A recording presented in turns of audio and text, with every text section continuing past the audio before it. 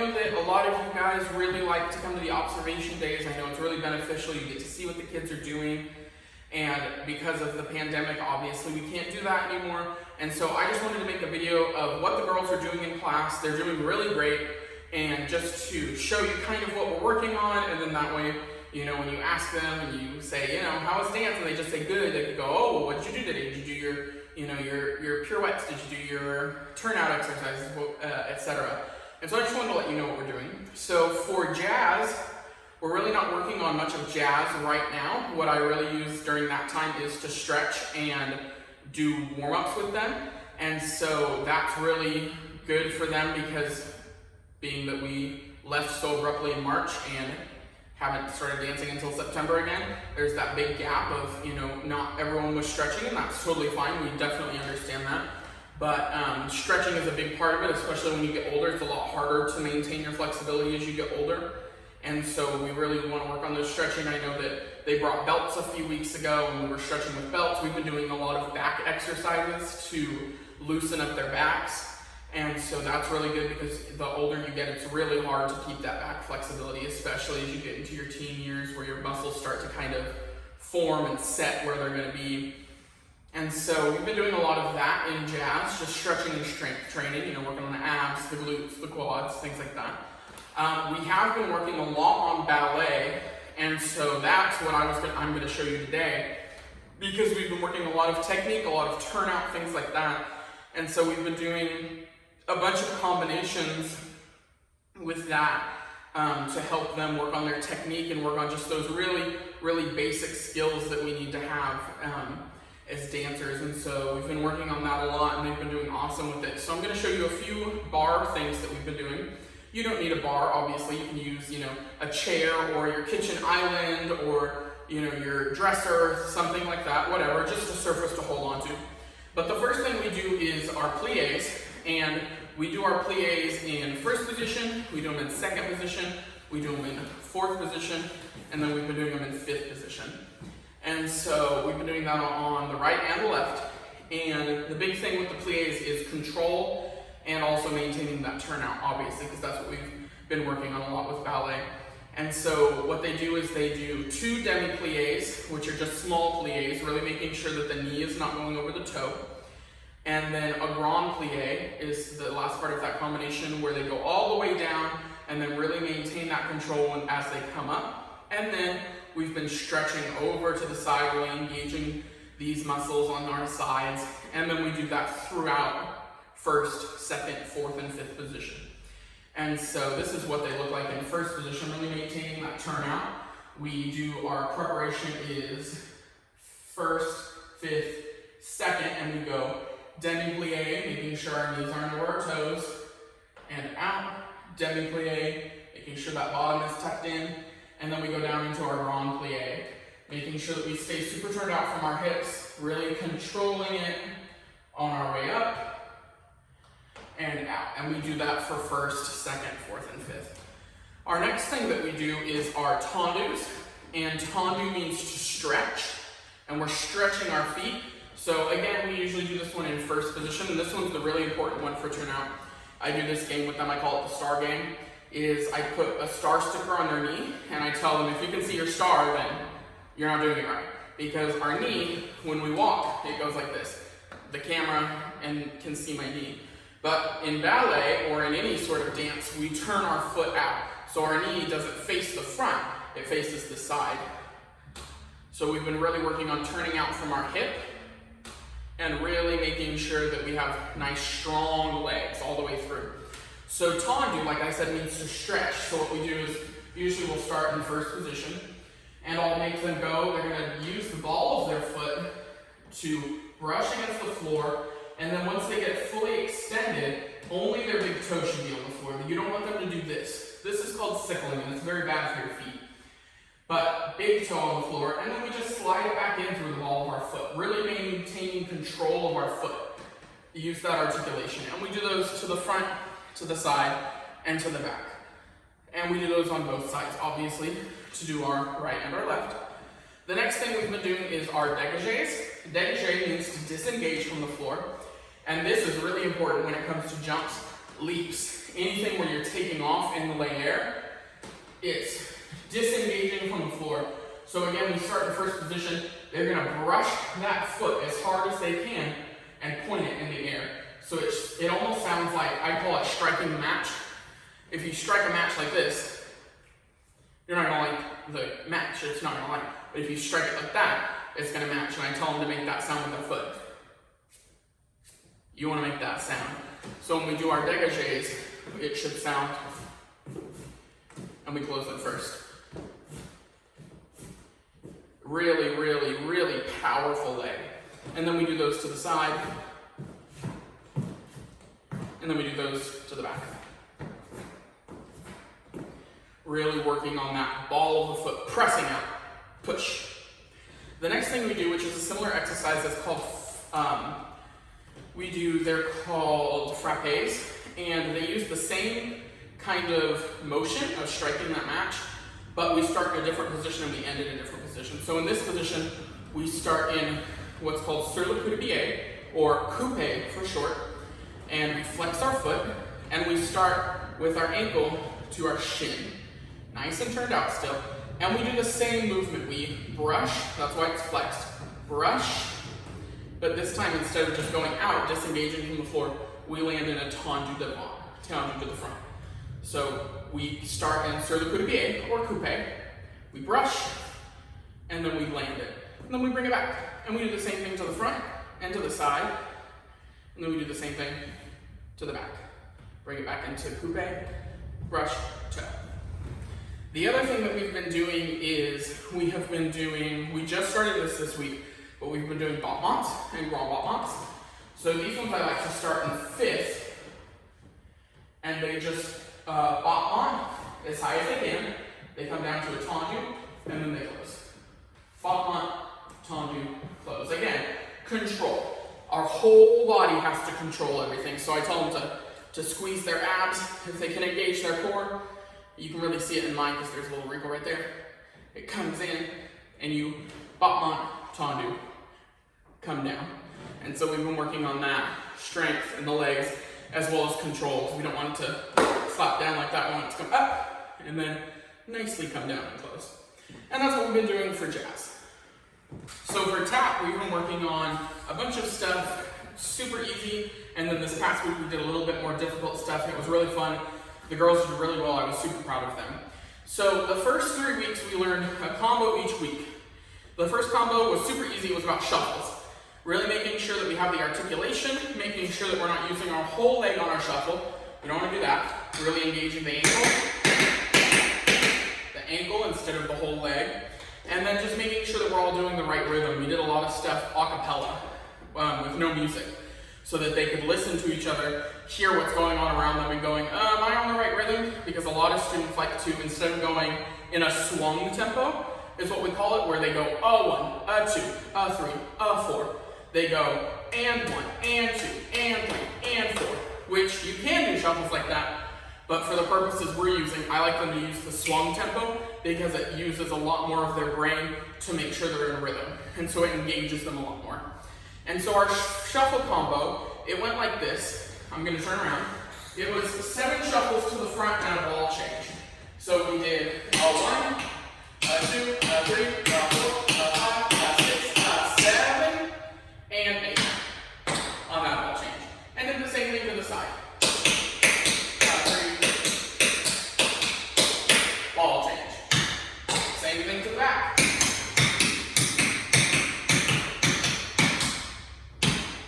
And then our break for it was shuffle, ball change, shuffle, ball change, step. So it counts for that our 1 and 2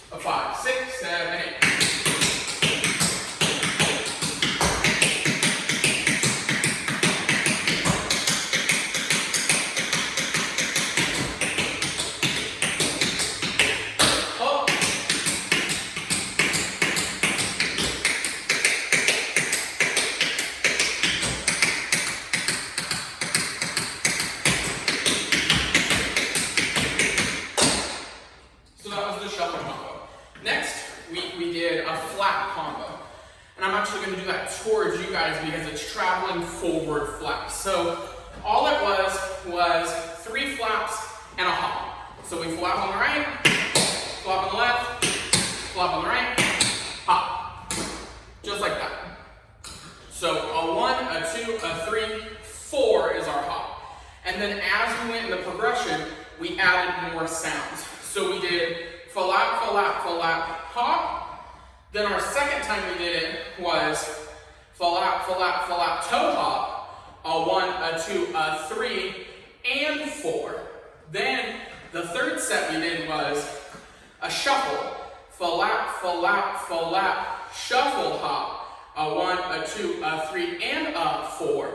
And then the last time we did it was we tried to add a shuffle toe in. A 1, a 2, a 3, E, and a 4. So it's real fun. I'm going to do it towards you guys. And then we'll do, this is my right foot, so you mirror me. And we'll do just 2 or 1 on each side. So we'll do 2 total, right, and then left, and then we'll add the next sound in. So we'll do it pretty slow. A 5, 6, 7, 8. A 1, a 2, a 3, hop. Now we add the toe. Now we shuffle.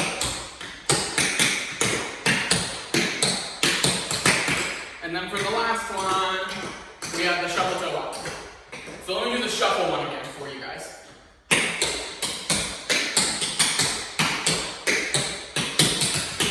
So we did that in a progression, and we did that across the floor. The next thing we did was our paradiddle combination. Very fun. We did single paradiddles and double paradiddles. They were all to the count of 16th notes. 1E and a 2E and a 3E and a 4. But the accents were on different beats. So double paradiddles aren't even like a single is because you use 2 more sounds, so you're not ending on the next beat. So a regular paradiddle goes 1E and a. A double paradiddle goes 1E and a 2E. So we did different rhythms with that. So I'm going to turn around. The combination is 4 singles, 2 doubles, and a single on both sides. So we start with our right. We start with 4 single paradiddles. 2 double paradiddles, and then this one's free, a single paradiddle. So the counts for that are 1E and a 2E and a 3E and a 4E and a 5E and a 6E and a 7E and a 8E and a. So that last 8E and a is your single paradiddle. So we do that 2 times, the whole thing. So 1E and a, 3, double,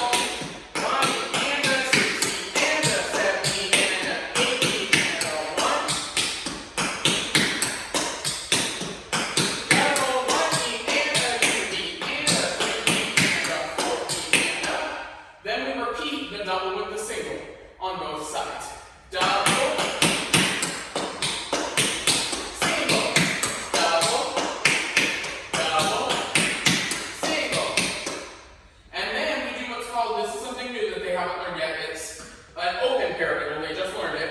And it starts off to the front with the heel spank or dig spank. Then we're going to go to the side, we're going to end the paradiddle. So instead of doing a paradiddle like this, here. And then our left foot's free to go heel drop. We're going to spank our foot and step it in. Heel.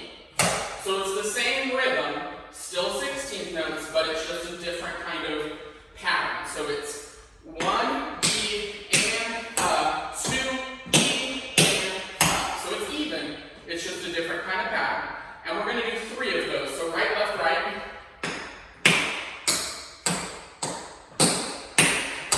2.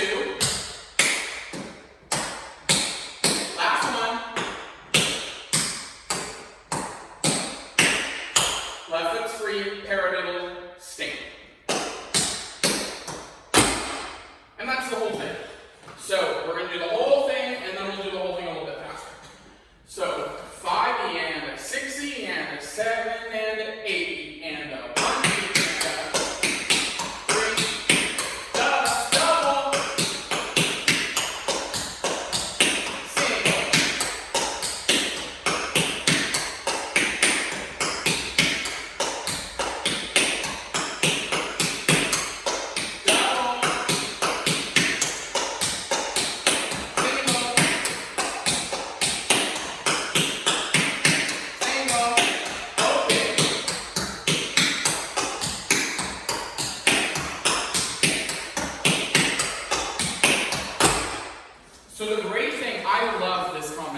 great thing about this combination is that it works a few different things with our tap vocabulary. It works articulation, because you don't want to make that slushy sound. You don't want to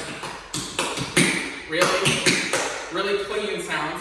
It really helps with rhythm, because you have to hear the rhythm, even though it's the same rhythm all the time, the accents are on different beats. And it also helps with evenness of tap sound, because you don't want to make a paradiddle different from the rhythm than a paradiddle is. It's even. It's 1 eat and a 2 eat and you don't want to make that rhythm different. So it's a really great combination. I love doing it. It really helps a lot of different facets of tap dancers, and it's not too difficult to where only advanced tappers can do it. Every level can do it, and it's, you know, at different speeds, and it's really great. So here it is faster. 5 yen, 6 yen, 7 yen, 8 yen.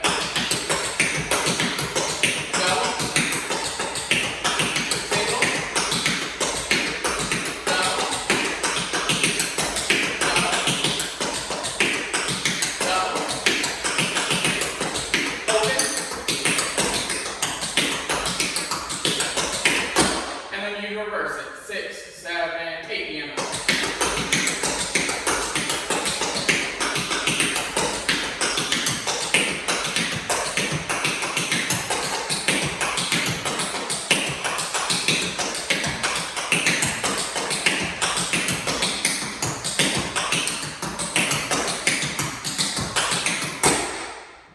Anything like that. It's a great little combination.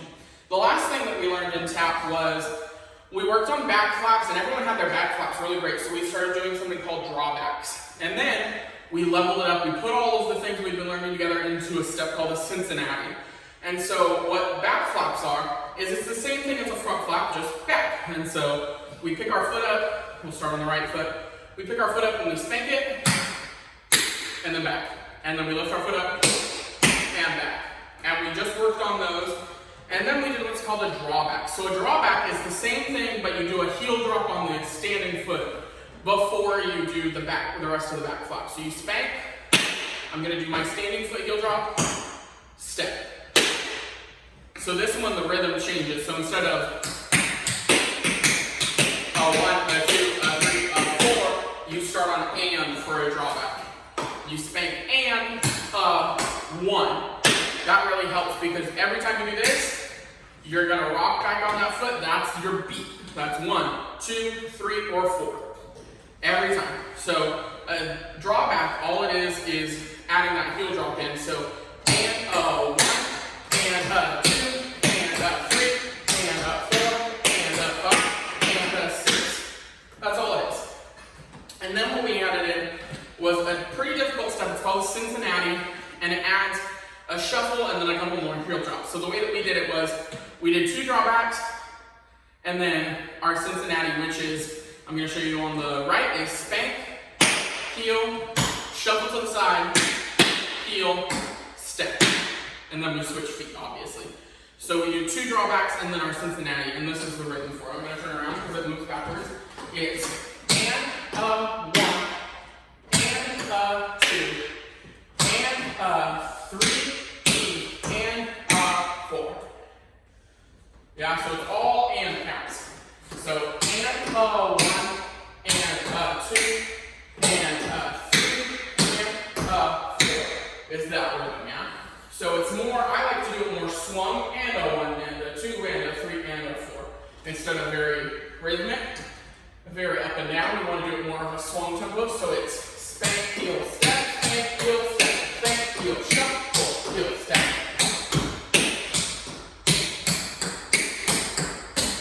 Just like that. And a 1, and a 2, and a 3, and a 4. And then eventually we'll get to a little bit more of more sounds, difficult, more Cincinnati combinations. We'll do turning Cincinnatis, but this is what that looks like from the side. So this is what that looks like from the side.